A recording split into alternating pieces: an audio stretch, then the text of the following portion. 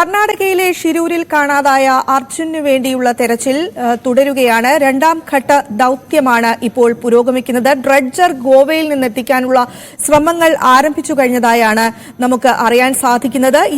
ഇന്നലെ കിട്ടിയതുപോലെ തന്നെ ലോഹഭാഗങ്ങളും അതുപോലെ തന്നെ അർജുൻ മരത്തടികൾ ഉപയോഗിച്ച് കെട്ടാൻ ഉപയോഗിച്ച കയറും കണ്ടെത്തിയിരിക്കുന്നു. ഈ ലോഹഭാഗങ്ങൾ അർജുന്റെ ലോറിയുടേതല്ല എന്നാണ് ലോറി ഉടമയായ മനാഫ് പറയുന്നത്. പക്ഷേ ഈ കയർ തടി കെട്ടാൻ ഉപയോഗിച്ച കയർ അത് അർജുനന്റേതാണ് എന്ന ലോറിയിൽ കെട്ടിയിരുന്നതാണ് എന്ന് മനാഫ് സ്ഥിരീകരിക്കുകയും ചെയ്യുന്നുണ്ട്. KV ബൈജു അവിടെ നിന്ന് തുടരുകയാണ്. ബൈജു, സർവ്വസന്നാഹങ്ങളും ഉപയോഗിച്ചുള്ള തെരച്ചിൽ തന്നെ നടന്നുകൊണ്ടിരിക്കുന്നു. അപ്പോഴും വലിയ വില്ലനായി നിൽക്കുന്നത് ഈ മൺകൂനകളാണ്.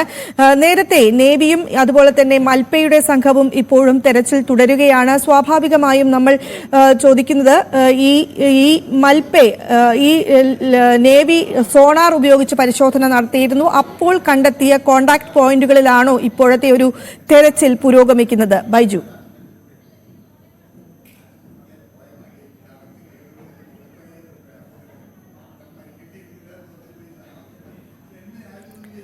ഗംഗാവലിപ്പുഴയിൽ തെരച്ചിൽ പുരോഗമിക്കുകയാണ്. നേവിയുടെയും NDRFന്റെയും നേതൃത്വത്തിലുള്ള ഈ 2 ബോട്ടുകളായിട്ടുള്ള സംഘങ്ങളാണ് ഇപ്പോൾ തെരച്ചിൽ തുടരുന്നത്. ഇവിടെ വെച്ചാണ് ലോറിയുടെ ലോഹഭാഗങ്ങളും അതുപോലെ തന്നെ അർജുന്റെ മരത്തടി കെട്ടാൻ ഉപയോഗിച്ച കയറും കണ്ടെത്തിയിരിക്കുന്നത്. ഈ കയർ ലോറി ഉടമ മനാഫ് തിരിച്ചറിഞ്ഞിരിക്കുകയാണ്.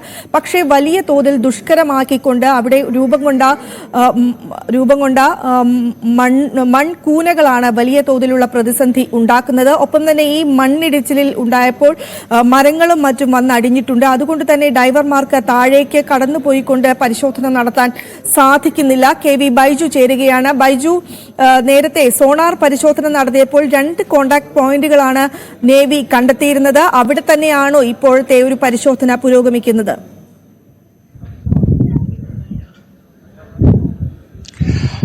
സുബി, നേവിയുടെ നേതൃത്വത്തിൽ രാവിലെ ആ സ്ഥലത്തായിരുന്നു പരിശോധന നടത്തിയതെങ്കിൽ ഇപ്പോൾ ഉച്ചയ്ക്ക് ശേഷം നമ്മൾ റിപ്പോർട്ട് ചെയ്തതാണ് ഇവിടെ ഡീസലിന്റെ ഒരു സാന്നിധ്യം കണ്ടെത്തിയ സ്ഥലമുണ്ടായിരുന്നു.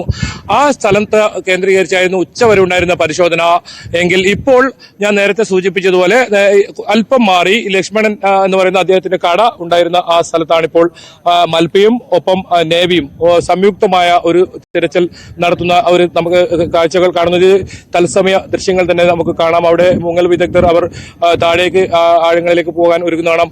അതിനിടയിൽ തന്നെ സുബി, നമുക്ക് ഒന്നുകൂടി നമുക്ക് ആ മലയിടിച്ചിലുണ്ടായ ദൃശ്യങ്ങൾ കൂടി കാണാം. അത് ഇപ്പോഴും ഭീകരമായ ഒരു അവസ്ഥയിൽ തന്നെ ഇപ്പോൾ നിൽക്കുന്നു. ഇതിപ്പോൾ ദേശീയപാത 66 NH 66 ആണ്. അതിൽ നമുക്ക് വാഹനങ്ങൾ പോകുന്നതും കാണാം.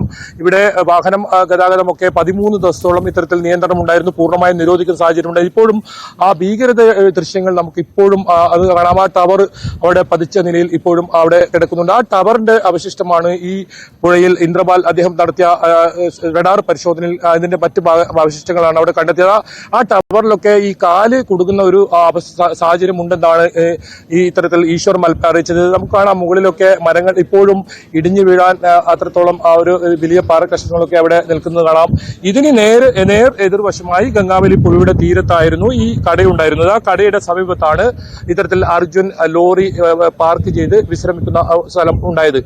ആ ഏറ്റവും വലിയ ആഘാതം ഞാൻ നേരത്തെ സൂചിപ്പിച്ചതുപോലെ തന്നെ ഈ കടയുടെ സമീപത്താണ് ഏറ്റവും വലിയ മണ്ണിടിച്ചിൽ ഉണ്ടായത്. വലിയ പാറക്കൂട്ടങ്ങളൊക്കെ വന്നു പതിച്ചതും ആ കടയിലേക്കായിരുന്നു. ഒരു പക്ഷേ അപ്പോൾ ആ ലോറി ഉൾപ്പെടെ കടലിലേക്ക് ഈ കടയും ലോറിയും ഉൾപ്പെടെ പുഴയിലേക്ക് പതിക്കുന്ന സാഹചര്യമായിരിക്കും ഉണ്ടാവുക. അങ്ങനെയാണെങ്കിൽ ഇപ്പോൾ കട നിൽക്കുന്നതാണ് നമുക്ക് ദൃശ്യങ്ങളിൽ കാണുന്നത് എങ്കിൽ നമുക്കിപ്പോൾ ഈ ഇന്ദ്രപാൽ അദ്ദേഹം നടത്തിയ തെരച്ചിലുള്ള സ്ഥലത്തേക്ക് നമ്മൾ ക്യാമറ സൂം പാൻ ചെയ്താൽ കൃത്യമായി നീല മാർക്ക് ചെയ്ത ഈ സ്ഥലം ഇതാണ് ഇന്ദ്രപാൽ അദ്ദേഹം കണ്ടെത്തിയിരിക്കുന്ന ആ പോയിന്റ്. ഇവിടെയാണ് ഇന്ന് രാവിലെ നേവിയുടെ നേതൃത്വത്തിൽ തെരച്ചിൽ നടന്നത്. നമുക്കത് ദൃശ്യങ്ങളിൽ തന്നെ കാണാം. ആ നീല മാർക്ക് ചെയ്ത സ്ഥലം അതാണ് അദ്ദേഹം റഡാർ പരിശോധനയിലൂടെ ലോറി ഉണ്ട്, ആ വലിയ ലോഹവസ്തു ഉണ്ട് എന്ന് കണ്ടെത്തിയ സ്ഥലം. നമ്മൾ അതൊക്കെ നേരത്തെ ആദ്യം തന്നെ ന്യൂസ് 18 റിപ്പോർട്ട് ചെയ്തതാണ്. ആ സ്ഥലം കേന്ദ്രീകരിച്ച് കേന്ദ്രീകരിച്ചാണ് നേവിയുടെ പരിശോധന തുടക്കത്തിൽ ഉണ്ടായതെങ്കിൽ ഇപ്പോൾ ഞാൻ നേരത്തെ സൂചിപ്പിച്ച പോലെ തന്നെ ഈ മൺകൂനയ്ക്ക് എല്ലാം സമീപമായി